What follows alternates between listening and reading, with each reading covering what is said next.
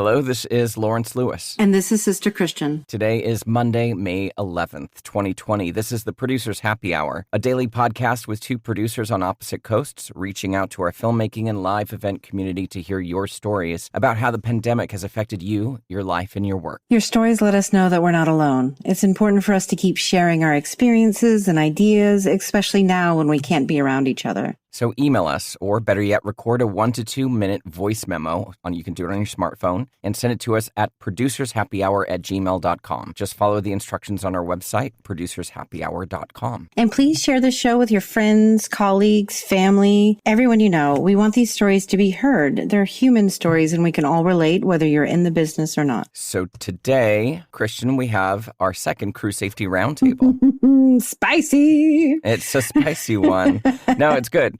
In a good way. Yeah. In a good way. Everyone feels comfortable. Yeah. They're in a safe space where they can talk and discuss their concerns moving forward. Yeah.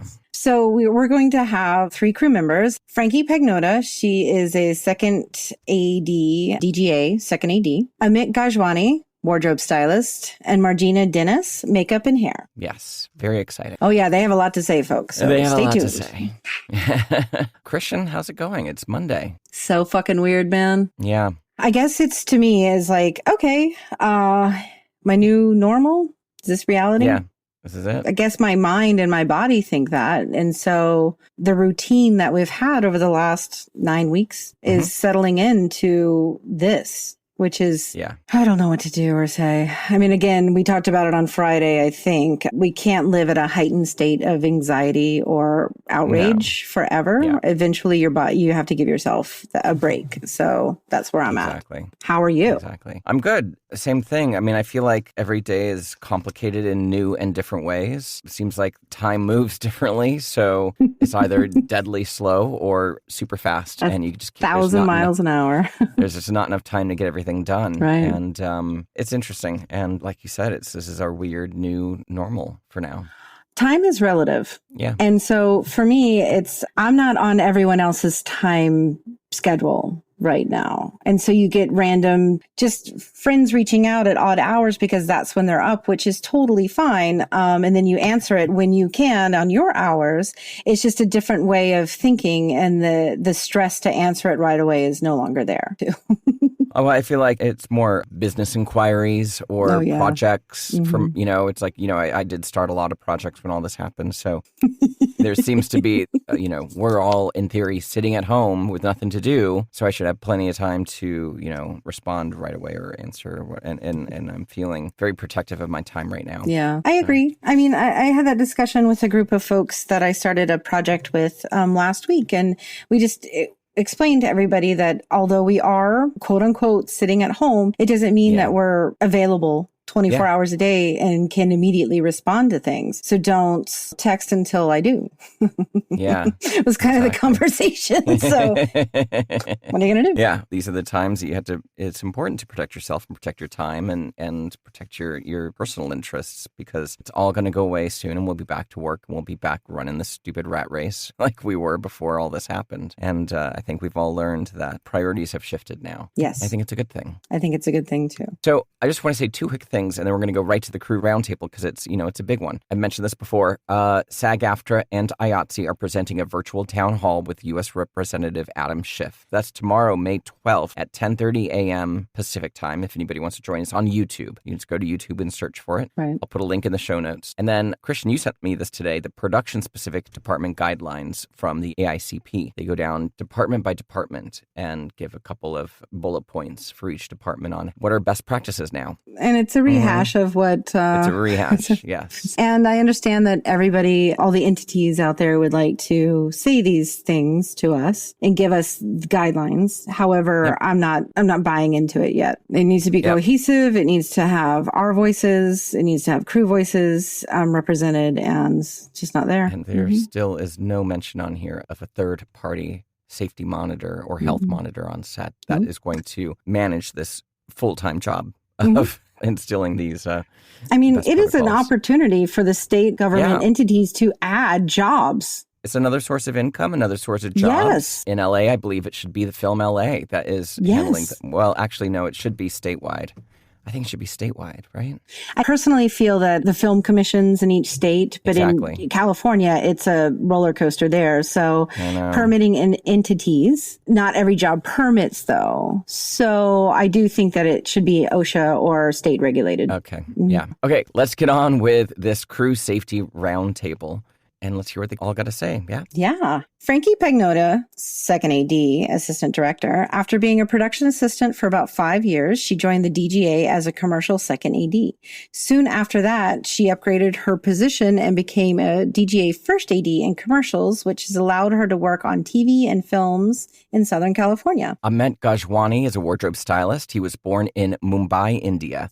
And at the age of 12, he moved to the United States. His keen interest in the fashions of different cultures is evident in his work. After assisting established costume designers and stylists, he began styling on his own and has now a client list that ranges from editorials to advertising to celebrities and films. Margina Dennis is a makeup artist in New York City. Margina has specialized in making the world a little more beautiful for over 15 years. She has worked her magic on celebrities such as Tracy Morgan, Jane Lynch, Leah Michelle, and Tom Brady.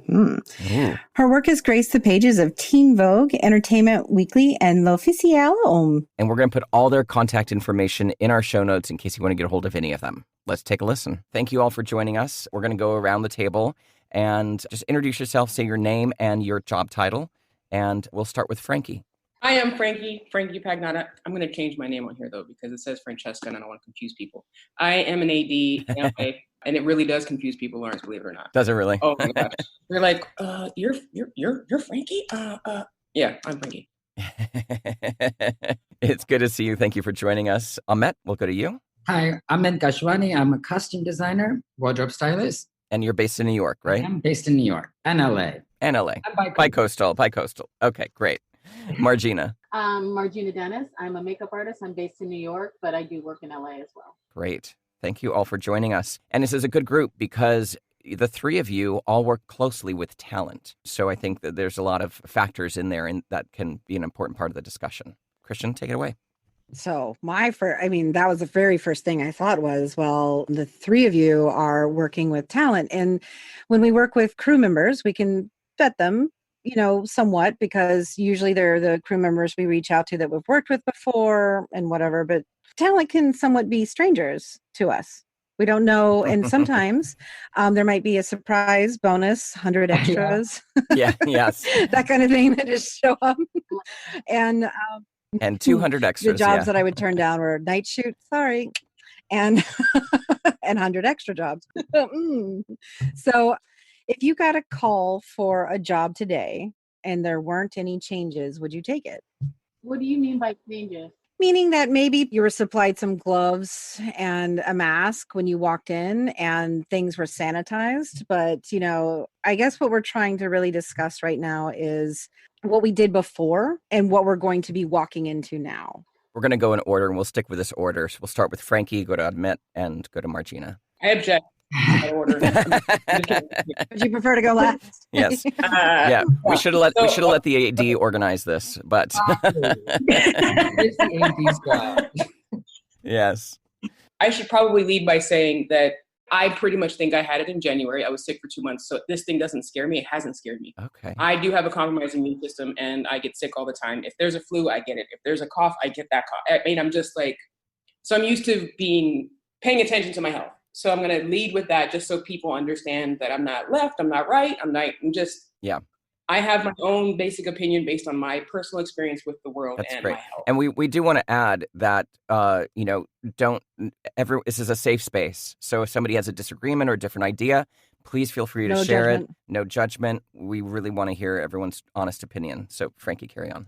So for me, I would take a job today because I really, really miss my craft. I never realized how much I really enjoyed being an AD. Yeah. I was still, after we shut down in Hollywood, I was still going and volunteering in downtown in Skid Row at one of the missions. Mm-hmm. And the president came out into the dining room area and was trying to film a little video update for people who follow the mission and want to know how they're doing. you would think that I was shooting it like I was a cinematographer. I ran out, I took my gloves off. I was like, I'm in the middle of prepping food, and I ran out there. I was like, can I just help you? I really don't like the size of the frame. He's a fat guy. And this was only 2 weeks after. This was March 13th is when we shut down, and this was like 2 weeks after that, whatever that date was. And I was like, I'm not going to be okay if this goes very long. And now I'm kind of still reeling, and it's been 2 months. But anyway. Yes, I would take a job because I have always taken the stance of taking care of ourselves. And I know film crew members, actors, our business has been very they should have that on set for me. Yeah. No, if you like to take Tylenol and not Advil, don't be mad that they don't have Tylenol. Bring your Tylenol with you. Yeah. It's a very New York attitude, Frankie, which I love. If you're afraid of catching the COVID-19, wear a mask. Or don't come out. Or don't bring your ass to work. Got it. Really easy. I know that's not politically correct, but it is. That's how it's not. But again, there's no judgment. It's your decision. Yeah, 100%. So, thank you. But also to protect the actors. If an actor says, "Well, why aren't you wearing?" I'm going to go put gloves on. I'm going to do what it takes to make an actor comfortable, because that's what my job is. Also, is to make sure that person is safe and feels comfortable. And if I get to production, they're like, "Oh, well, we're all supposed to be wearing." I'm going to be a little resistant to it because I hate wearing the masks, but I'll wear them because it's part of where we are right now. Right. So I'm saying, like, on both sides of it, yes, I'll do what it takes to make somebody comfortable. At the same time as I'm going to make sure I'm safe. Right. So I'm not going to get it. Yeah. So I'm not putting my hands in my mouth. It's just not going to happen. Yeah. So Amit.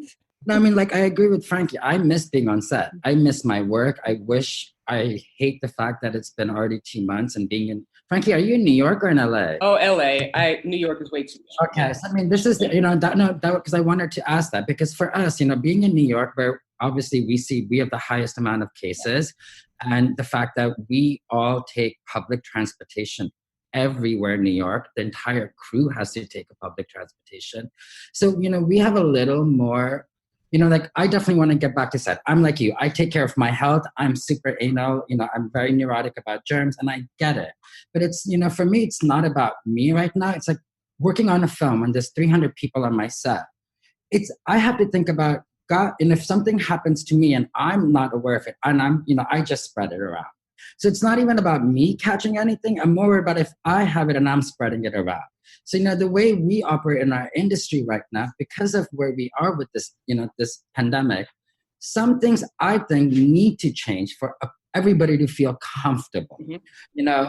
Of course, I wear my mask in New York. If I ride a city bike today, I wipe down that city bike and because I'm very aware of these things.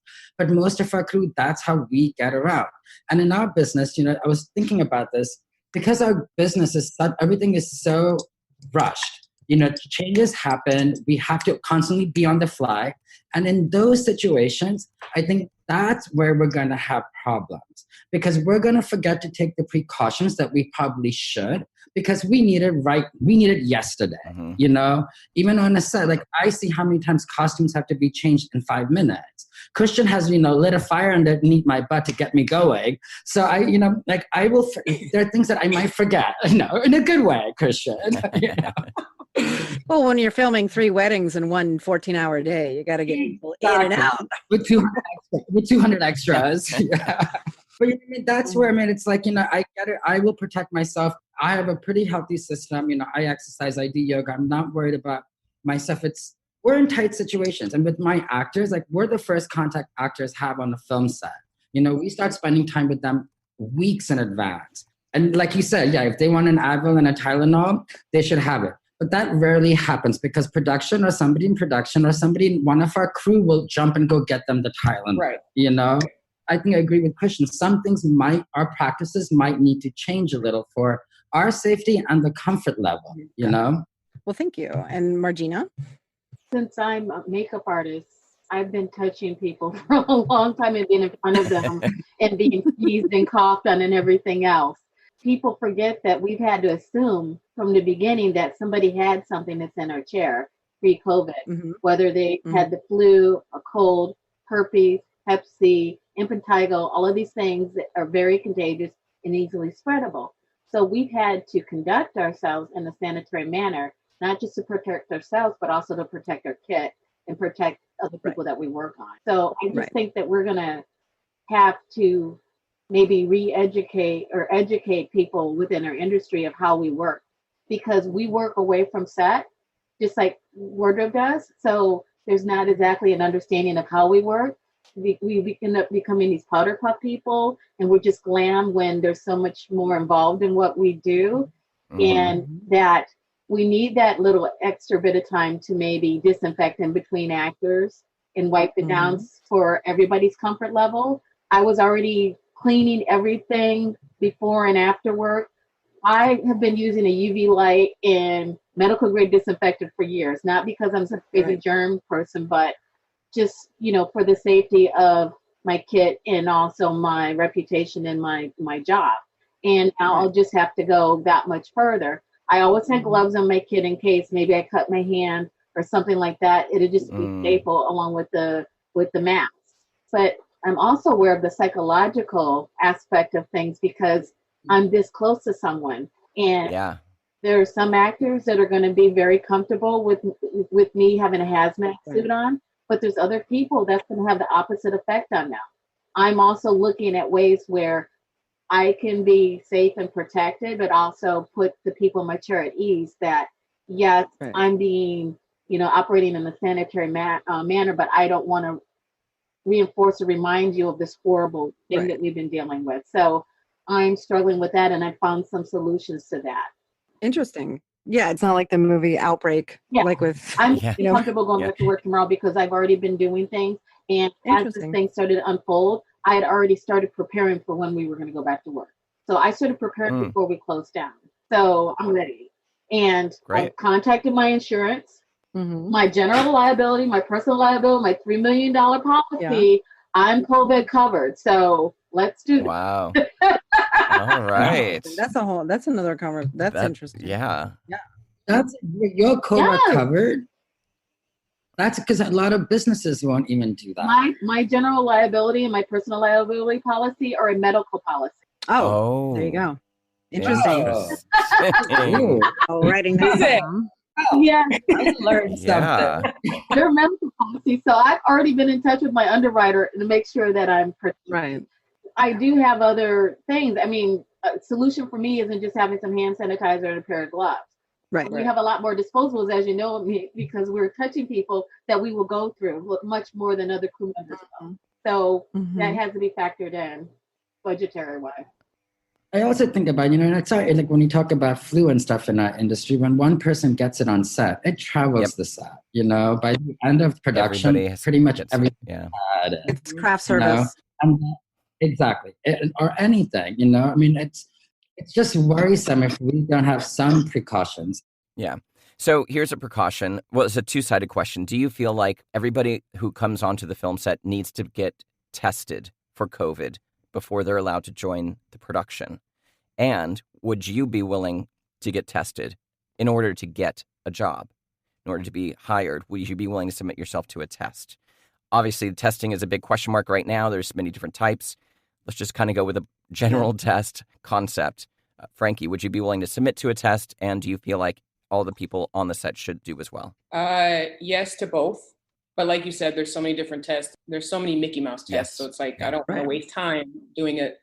As an AD, I obviously don't want to, I'm always thinking about the Apple spots, like 700 people in a line just to get a piece of paper that says they can work on set, a little wristband that we can get at Big Five ourselves. But yeah, if it's a legitimate medical test and it's not a bunch of PAs standing there doing it, then 100%. But the minute it becomes about the bottom line and them, the production company trying to protect themselves, then I have a problem with that, because then it's not really about health and safety. It's about you covering your own asses so that you don't get sued or whatever the case is. But yeah, I think testing is important as long as it's legitimate medical testing. Yes. Right. Amit? I agree. I definitely think it should be done by medical staff. My bigger concern with testing is our privacy. As someone who likes to keep my stuff private, especially in a world where nothing is private anymore, I would like to know where, there would have to be some kind of, an NDA that this is only being used for our production and nothing else. Something of sort that gives us a protection. I don't think there's any harm in testing everyone, but I also think it's an individual's choice whether or not they want to be tested. I mean, I don't know if we can necessarily force, but if a production requires it, that's their choice in the end. Maybe they choose not to work on that production. As someone who's values safety more than anything, yes, I think we should be tested for peace of mind. Right.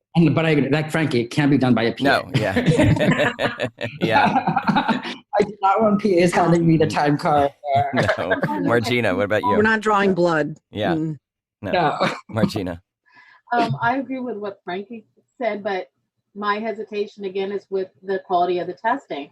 There's so many tests out there, and they're finding out that most of these tests are just wrong, jacked. It's just bad. And so I don't really feel confident or comfortable having a test administered when that's what the reality is. It's the same thing with the temperature thing. I mean, temperature isn't valid at all. I mean, to me, that's opening production up to more lawsuits than anything, because you could have a temperature for numerous reasons. Say you got a flu shot, that's going to raise your temperature. Vaccines will raise your temperature. Say you have a UTI, that's going to raise your temperature. If you have a temperature doesn't mean you have COVID. And if you kept me from working on a job because I had a fever and I immediately went out and got tested and came up negative, production has a lawsuit. So that's not a solution, because now they're discriminating against people working. Yeah, exactly. Right. Because of a number. Because of a number. You can also be asymptomatic and have the virus. The temperature it doesn't even matter. No. Right. Well, I think that there's some ADA issues as well when it comes to whether you can work or not. So I think there would have to, in our opinion, there would have to be some sort of a sick pay put into that as well. So personal hygiene of everybody's unknown. Right. And so we talked about how closely you guys work with talent, but also crew, like, people, I know that we can all handle ourselves, and, craft service was going to have to change. Lunches is going to have to change. Like, many things will have to change. Right. But you can't really trust anybody 100% when it comes to personal hygiene. You forget, like you said, right? Does this affect you? Like, does it worry you at all? When thinking about talent. Mostly because mostly talent, but I mean, if we're all sharing restrooms and lunch areas, and at some point all of you guys will visit set with your talent, right? Frankie, does this bother you, worry you at all? Well, yeah, because I usually have to literally hold their hands to get them out of the makeup chair. You have to yank them out and get them to set because they've been screaming for them for hours. Yeah, I know. Like, you can't talk to every single body. We got to go. Yeah. So I grab their hands, but I'm never doing that again. Get a pole. Get one of those grab sticks. Them out. That's kind of a difficult one because, like, I hear stories from costumes and I hear stories from makeup all the time. This actor came to the fitting with no drawers on. This actor came to the fitting with no dirty drawers on. Like, and they ask for clean underwear. Like, stuff like that. It's something that I don't have to deal with firsthand, so I'm not going to sit here and act like I understand and I get it, because I tend to keep a distance. Like I said, I have my own issues. I have a compromised immune system. So I tend to just keep a distance with most of these people. But I don't know that there is a way to control that. If an actor comes to set and they literally smell like they haven't showered since 2 days, or they didn't brush their teeth or whatever. Like, I don't know that there's a way to, tell an actor to go take a shower without it being some kind of offense, I mean, and do we have showers in the motorhomes, To your point, we tell them when they get their call time to make sure that they've showered. I mean, I know. It just feels like a rough solution, but you are a grown ass man. I know. Right? Or a woman. You're making $80,000 for the day. Yeah. I can't remember the last time I showered, sis. So I don't. I showered about 15 minutes ago. No judgment. I'm just saying. But Amit, I know that you and I worked together, and absolutely, you've heard those stories as well. So. We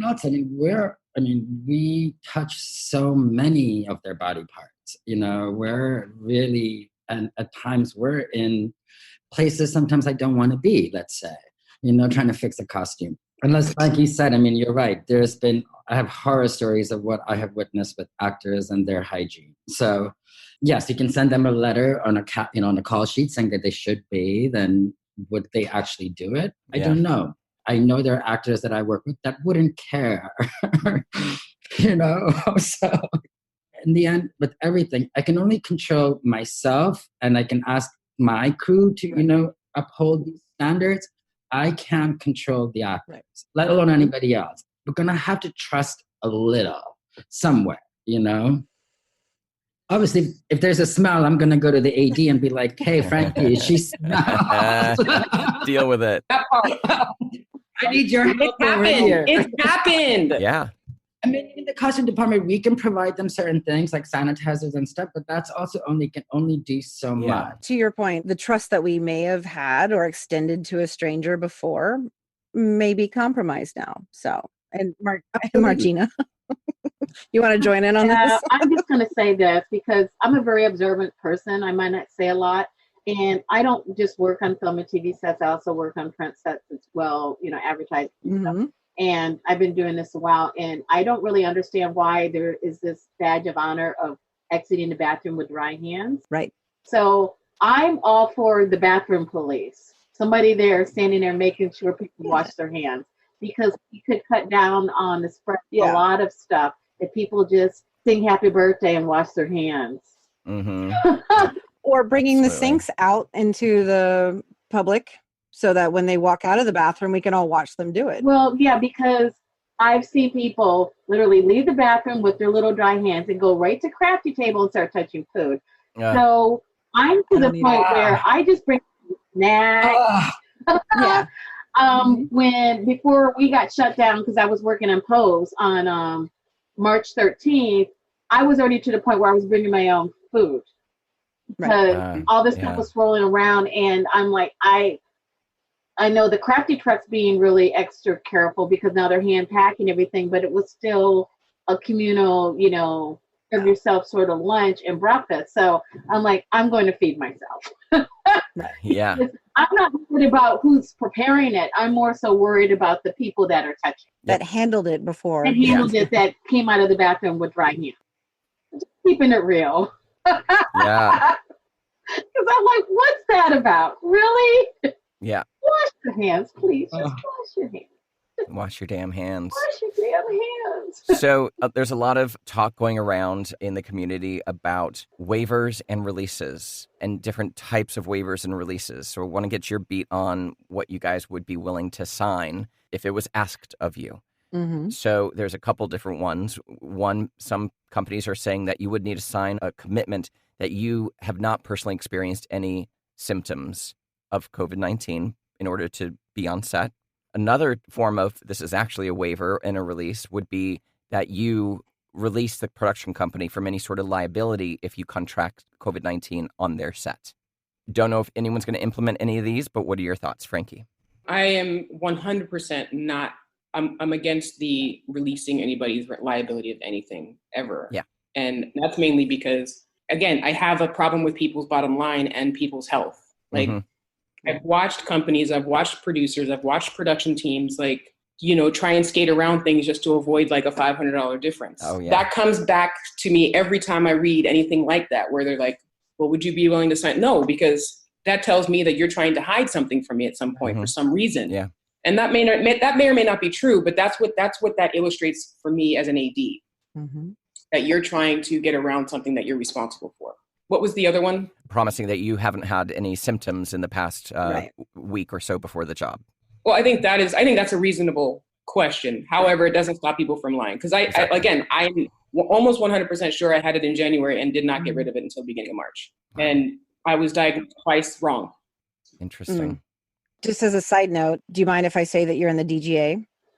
No, yeah. Directors of America. Have you proud member. Have you received anything from your union saying that you should or shouldn't sign? I've heard IATSE sent some stuff out, but I don't know. No, because I sit on a couple of the committees and there's a lot of conversation about it. And the majority of the guild feels that it's not something that we should sign, but there is no official statement that has come out that says, do not do this. Keep us updated on that. Amit? For the former, I mean, I have no problem signing. Like Frankie said, that I haven't had the symptoms, but I think a lot of people would lie. I think a better way to go about that is maybe to get everybody tested before, we go into production, to curb that. So that would resolve that issue. As for the liability issue, no way. I mean, we live in a country where health insurance it's a tragedy the way we have to deal with health insurance. The fact that we don't have, even with being in the union and not doing union hours and losing my health insurance or paying so much, I think production has to protect us in some way. If they're taking away that liability, means that they're not doing what they need to do on their end. Mm-hmm. And that's what that worries. Agreed. Agreed. Yeah. Margina? I agree, because it kind of fosters that kind of distrust that they're like, okay, we don't want to assume any responsibility for anything whatsoever on this. And the symptom thing is a slippery slope too, because a lot of the COVID symptoms are very vague, and they're for numerous different other things, even for allergies. So if I have post-nasal drip and cough because the tree pollen is driving me crazy, you're gonna accuse me of having COVID? Yeah. No, I mean that's a headache and insane. So I don't know what they're gonna do about that. I'm also a union member, and like Frankie saying, nothing's come out official, but they've told us not to sign anything, or that we shouldn't be because of reasons that we're talking about, because they should be concerned with welfare instead of just looking at the numbers, because it is a human life. So $500, $50, all of this fighting over, this sort of stuff that happens all the time when you know that they paid an exorbitant amount of money. Like maybe someone's staying at a 5-star hotel instead of a 3.5, but they're fighting us over $100 on something to ensure the safety of more people. That's the sort of stuff that is maddening to me. Yes. Completely agree. Totally. So, department-specific concerns. Frankie, are there things that your department that are like unique to the way you work? Maybe something we're not thinking of when it would come to what some of your concerns would be going back to work? My and this is going to sound bad again.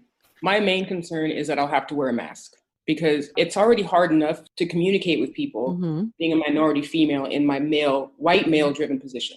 And I was talking to a couple of other AD friends of mine about that question, because it was written in the questionnaire thing that you guys sent out. And it shouldn't be a concern of mine, but I really feel like it's going to make my job harder just because a person's not going to be able to see my face. And it kind of gives you that banded feel, Yeah.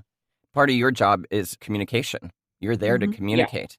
Yeah. And that kind of communication makes it much more challenging. Yeah. Like you can't hear me, or you can't see that I'm serious, or you can't see if I'm joking, or, it changes the level. I can adapt, because I will. And that's what ADs do, or they should. Don't, they're terrible. Some are terrible.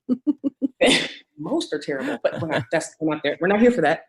So for me, that's probably the biggest challenge. And then I think the next challenge is going to be this cleanliness, this next to godliness kind of thing. Like, trying to balance that and not leaving the costume and hair makeup department on their own when an actor comes in smelling like yesterday, or feeling like yesterday, or looking like yesterday, or, it's like, these are not things that would keep me from going to work. These are just things that are going to probably the concerns. Yeah. Amit? I mean, I agree with Frankie. It's more about the cleanliness aspect, and obviously we're very intimate with our talent on any set, protecting ourselves and them. And for me, my crew, and we live in such tight quarters. We spend most of our time in a little room or, on the truck, and people come in and out constantly out of our truck. I mean, it's a question of just being conscious of being clean and being a little bit more neurotic than we normally are. As for the mask, it sucks, but being in New York, and I've been doing it for the past 2 months almost every time I step out, it's just kind of become a way of life right now. It sucks and it's hard to hear, and yes, it's frustrating, but if it means protecting our set, you know what, I can do it. The keeping the 6 feet of distance, I don't see that happening. Yeah, I know. I think set size, like how many people we're allowed to gather, I think will dictate a little bit to that. I mean, I can tell from a print world. I know you said you do print as well. Like for me, print world has actually called me about work, which is same. And they're ready talking about production. I've gone, talent and stuff. And it's so weird because they've already asked me to cut down my crew. And they're like, what can I do? How can we arrange this, so that we don't have 3 assistants on set? Can I tackle more work? Yeah, which is fine. And that's the thing. As long as production's aware that we don't have a problem doing the extra stuff and the extra work, as long as we get some time, which I said earlier, for us, when things on our set are always in a hurry, that's where I'm most concerned about. Like, that's where I think things are going to slip through the cracks. 100%. You know? Yeah. Resounding consensus on their show is that everything's going to take more time. Yes. And I think me and Christian, our biggest concerns going back to set is, as producers, not being given that time to allow the crew to operate safely and having to fight for that time and fight for what we need to be able to give you guys what you need to be safe. So time is a big issue. So thank you, Margina. I have a little different thought process about all of this. I really think it's down to sanitation and people actually taking the time to actually washing their hands and stuff, and less about limiting, because you're going to have the same problems if people aren't being sanitary. Right. They're still going to be touching things and infecting things. Because I don't think that this is as airborne as people think it is. And if people are wearing masks, then it really limits a lot of that, because I think a lot more people would have gotten sick flying if it was spread by air so much, because of the whole ventilation aspect on the planes. And I also think that more of us within our departments of hair and makeup and wardrobe would have come down with it too at work, because we're so close and there is that spray aspect. So I think it's really going to come down more to sanitation and them limiting things. And as they get further in this, they'll be able to understand that. My biggest concern about going back to work is I've been seeing some of these briefings from a non-union standpoint, and they say stuff like, well, talent can do their own hair and makeup in there when they have all these protocols for camera, grip, lighting, sound, and everything. And it's so insulting and dismissive to our industry, because I don't see them saying that talent's going to mic themselves and turn the camera on and direct themselves. So I think they need to come to us and have a better understanding of what we do, instead of just thinking of us as painters. I mean, Amit can testify to this, and Frankie a bit too, about we're kind of the last people they see before they go to set. So we're kind of the cheerleaders. We know how to do it psychologically. So if they're having a bad day, we let the first AD know, listen, there's problems in paradise here. And we try to help them work through that. Plus, too, there's things from a technical aspect that a lot of people don't realize that we need to know to be good at our job. And costume can attest to this, too. We need to know how stuff is lit, because how things are lit affect how things look. So he needs to know that from a wardrobe standpoint. I need to know that from a makeup standpoint. Hair needs to know that from the color of the hair standpoint. And we have to understand all these things. We also need to understand what's going on in post-production. If a colorist is going to come in and they decide they're going to do this cool effect and make everything super warm because the director likes that, the overall look of that, because that affects what we do with hair and makeup. So we're not just sitting there painting people. We have to learn so many people's jobs in order to do our job effectively. That's why we need to be part of the equation and part of the conversation. Here. I mean, completely agree with everything you just said. I mean, but I just want to say about even the sanitation. Yes, we can enforce the sanitation, but my question is, how do we enforce policing adults? Yeah.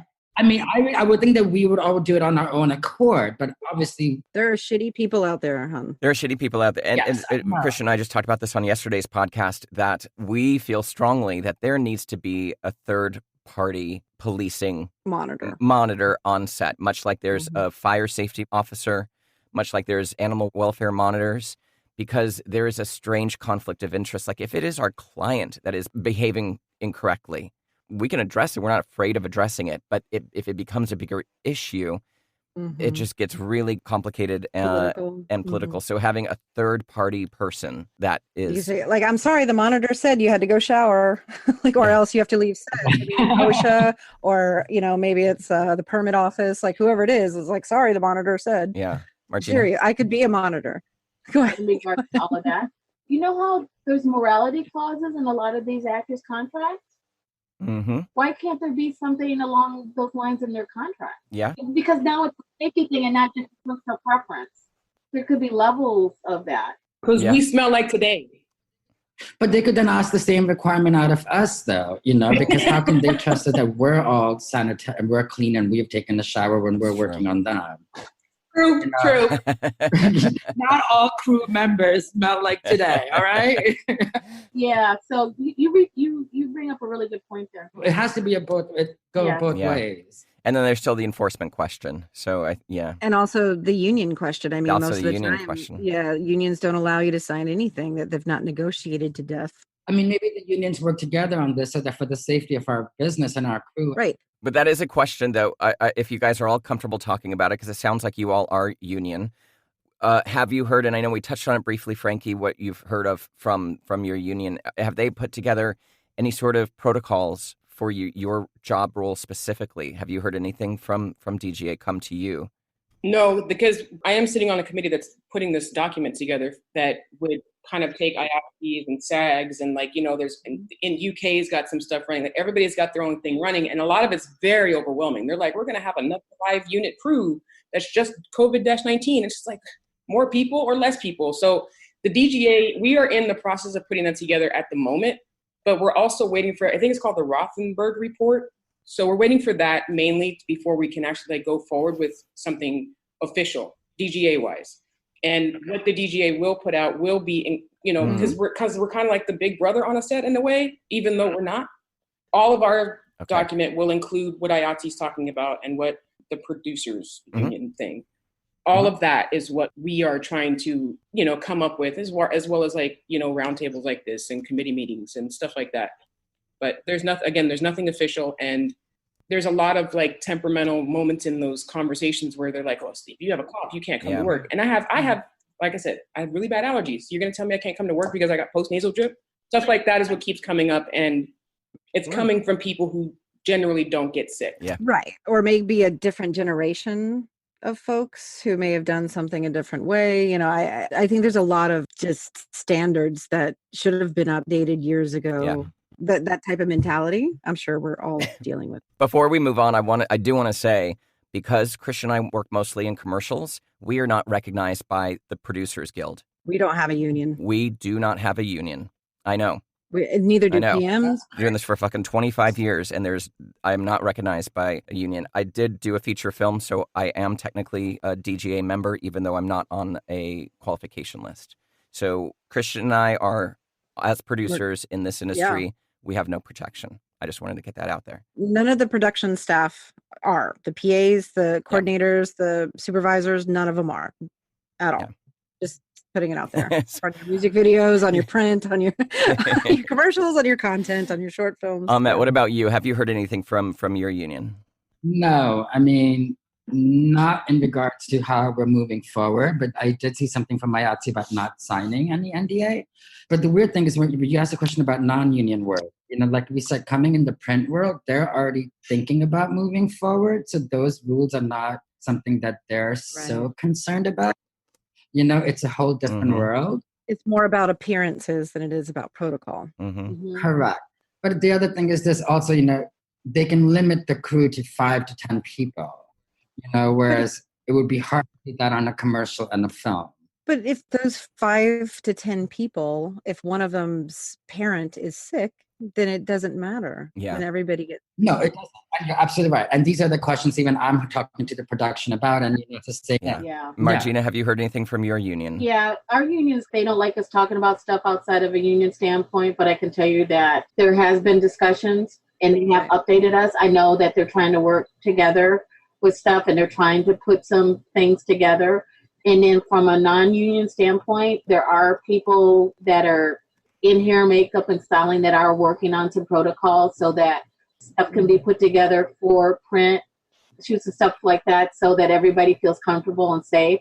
And also, we want it to be a win-win for everybody so that they can see that things can be done in a safe manner so they're not trying to eliminate us from the equation and it's not going to jeopardize or, make their insurance go up, tremendously. So we are working on stuff on both sides to put together a standardized protocol that can be implemented so that things can be done safely and it's not a subjective thing and it's also not too science-based where it overwhelms people. So just know that it's being worked on. I've had 3 meetings this morning before on this one and all related to that and one after this. So it's being worked on because it's important. Good. So rates, It's either, hey, A, we need hazard pay, or B, we need, lower our rates because nobody's working and, the brands are losing money too. So those are the two threads of conversation that are going on right now. So Frankie, would you like to take that first? My job is already a hazard because people are crazy. I want to lead with that. So I don't want hazard pay. I just want you to pay me what I'm due, because what I'm worth, I should say, not what I'm due. You guys also had that question in there about doing like a 2-week, or am I jumping the gun? 2-week. No, you're not. We took that one out because it feels more like for a feature film. They're talking about a 2-week quarantine period for the entire crew in a hotel somewhere. That sounds miserable. That sounds like you're going literally to jail, because you wouldn't be able to leave the hotel. Yeah. And what if you don't like the food? And what if you want to go to a spa? Or what if no, I don't want to do that. But spas are probably closed.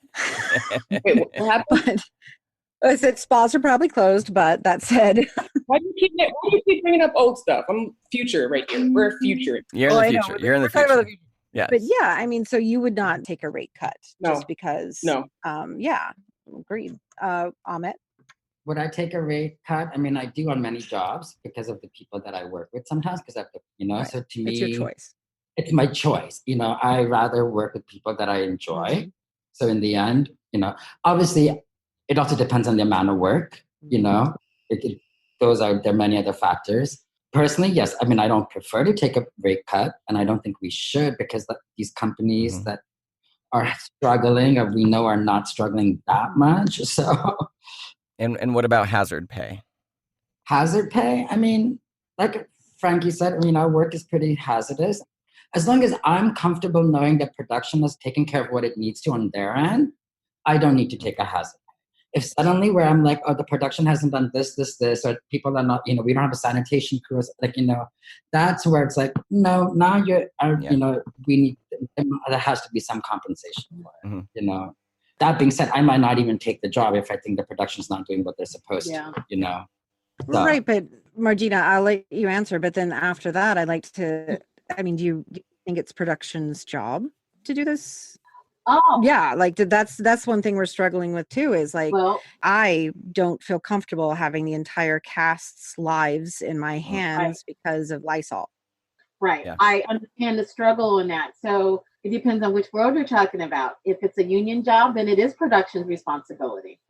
If it's a non-union job, then it falls on to us. So there's no way that I'm going to decrease my rate when my cost of doing business is increasing tremendously, because the amount of disposables and things that I'm going to need to have, because I'm going to have to change things out after each person, every single person that's in my team. So would you raise your kit rate? Yes, because as it is, we've been fighting with it being absorbed into our rates as it is. And it's like, this is what I mean about people kind of educating themselves on what we do and what our costs are. People are surprised when I tell them that my kit's probably about $75,000 between the airbrush, the hair stuff on non-union stuff, the makeup stuff, the effect stuff, and having multiple kits in case something's stolen and I have a job the next day. I still need to be able to work. So I have to have multiples of things. The other thing that they don't think about is our stuff, if somebody touches it in this world, then it is no longer usable because we don't know what they have. I cannot sterilize something that's moist. So that becomes unusable.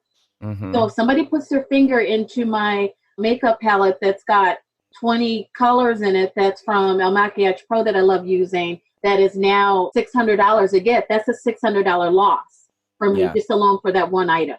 So there's no way that is possible. And then the whole proximity thing. So my costs are going up. I'm a small business, just like the rest of us are.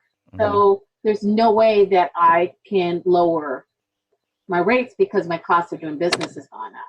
But if you're going to reimburse me for all these things, you're going to see how much it costs for me to have all these implements for these 10 people that you want shot. All your tools, yeah. It's not just the tools, it's all the disposables. It's like, I'm going to have all of this. And every time I touch them up, you guys are going to require gloves. I'm going to have to change them out and new gloves and safety goggles, all of this sort of stuff. So disposable capes, if they want to go that far. Or I'm going to have still extra capes on hand to wipe stuff down, to disinfect. in between people. There's just so many things along the lines of disinfecting for us that is just insanity. And I know for me, what about returning clothes? Exactly. There we go. I haven't even thought of that. Dang. To go back. I mean, here's my question. Well, returning clothing even to stores, as long as they... No, they're going to stop accepting. No.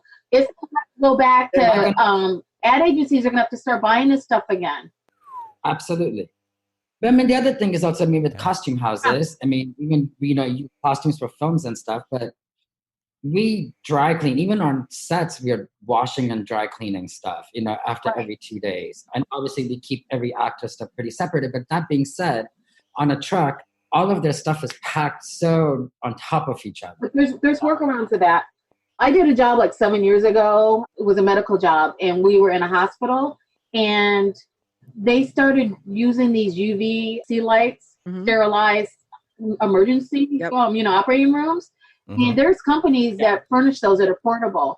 The studios can rent those or lease those, and they can sterilize the whole thing before anybody comes in. They can put them in the restroom. They can have them on the trucks. So that could be part of the process of like handling the clothes.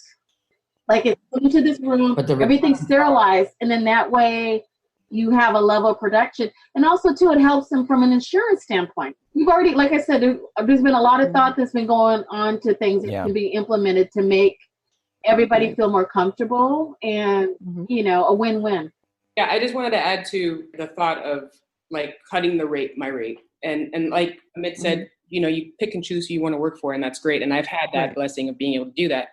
But the bigger reason for not cutting my rate at this point is that there's already 10 pounds of shit that they want us to squeeze into 5-pound bags.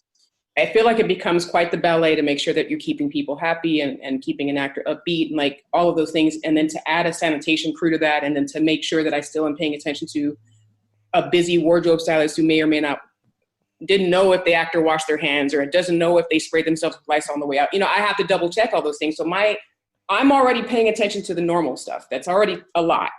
On top of that, now we have to deal with the COVID-19 protections of making sure that costumes is covered, making sure that makeup is covered, and making sure that they didn't forget something. Because we're all human, it's still my job to make sure that somebody's paying attention to something that they should have been. Yeah. So and that's why I would not take lesser money. Because now my job has another element. Valid reason. No, don't get me wrong. I'm not taking a pay cut. No, yeah. But, you know. No, I know what you meant. I mean, that's what I was like. I said, no, I easily get it. Working with friends. Yeah. So what if every talent had like their own first team PA? You know, that make sure that's their part of the job is to make sure they're sanitized. PAs are lazy. Yes. I know. Not all. Most of them are good, but it's really, they're PAs for a reason. You know what I mean? Like, I don't like giving PAs another set of responsibilities as it is. The first team that statement I agree with. No, that would be their only responsibility. That's what I'm saying. Like that's their only job is this. Have you ever met an AD? Most of them are lazy. They expect PAs to do all of their job for them. It drives me freaking bananas. In my opinion, it's too much responsibility to put on somebody that is above their pay grade. You've got a good point. Yeah, we shouldn't put the lowest paid person on the set in charge of health and safety. Point. It's like when you used to ask us to run film. And I just wanted to say, too, that I think that Lawrence and I, after discussing this for 8 weeks now, are trying to somewhat change the culture of production, the responsibility of everything, including everyone's safety.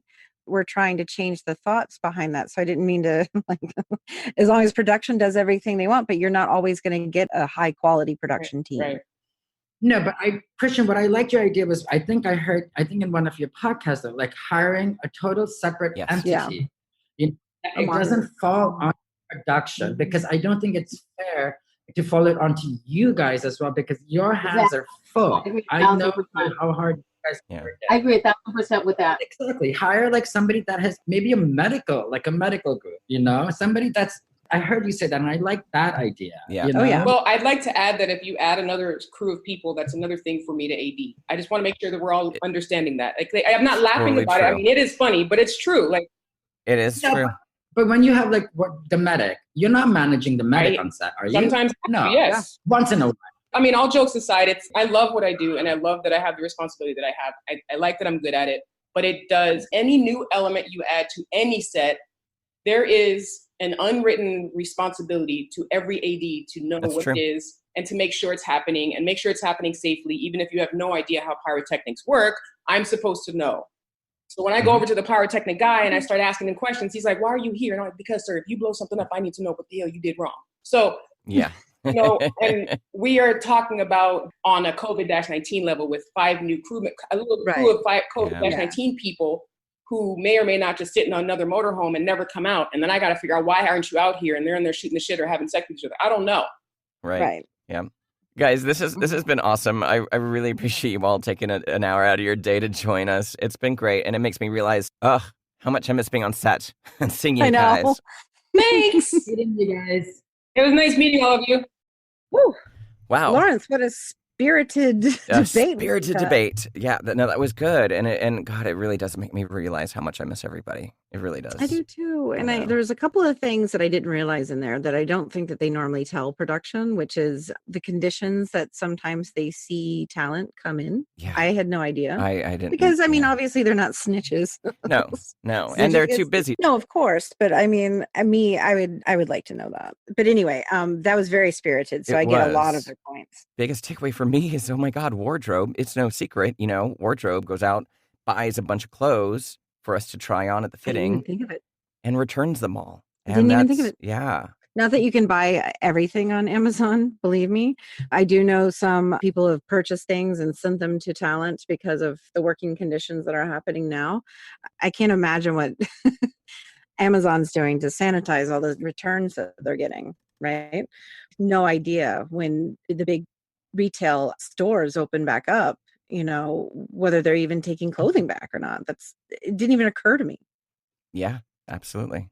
And I'm so glad Margina was able to explain, because I've had that talk multiple times with different makeup artists over the years, but they have different wands for every time they dip in and do your mascara.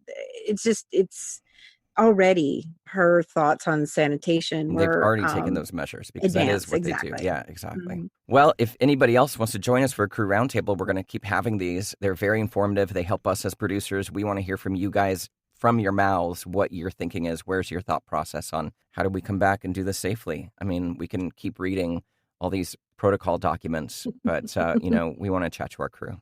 Yeah, but we want to make sure that your voice is heard. Exactly. So this show was edited and co-produced by Rob Blumke. Artwork and logo design by Christopher Daniels. And our music was composed by Kyle Puccia. Thanks for listening, everybody. We're back tomorrow. Until then, stay safe, stay connected, stay active, and please stay home. Wash your hands. Don't touch your face unless you're Frankie. Clean your phone because it's disgusting.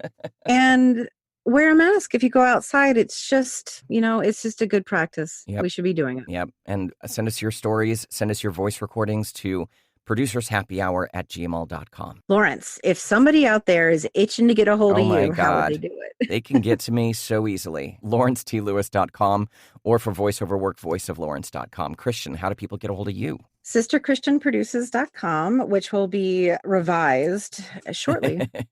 I've uploaded everything, just ready to hit the send button. I can't wait to see it. Please. All right. Thanks. You're going to be like, how did it take you this long? How did it take you this long? All right. Bye, folks. Bye, everybody.